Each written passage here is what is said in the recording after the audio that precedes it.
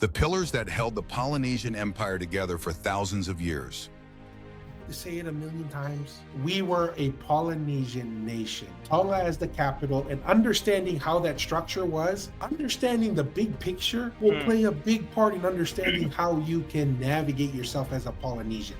Because it goes back to what you were saying, Masi. From all indications, what held the Polynesian culture and empire, whatever you want to call it, were two things: religion and family. That is like the deepest level glue that held our ancestors together, right?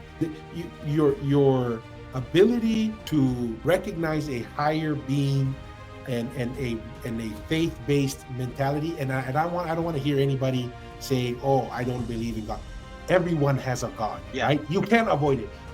If God is whatever your number one thing is, if your number one thing is being a rugby star, well, that's your God.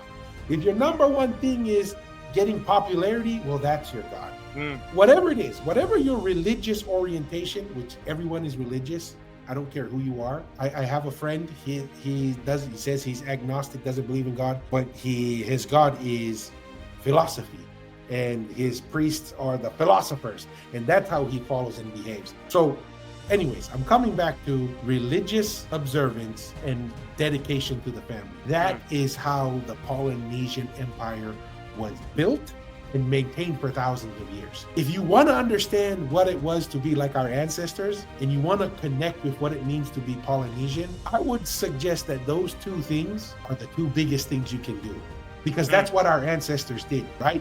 They had a God that they believed in, and that's why they respected certain people, because those people represented the God that they believed in, right? And then every family had a role and a responsibility, and you dedicated yourself to helping that family achieve those roles and responsibilities and the relationships with each other. That, to me, will give you more insight into what it means to be Polynesian than getting a tattoo.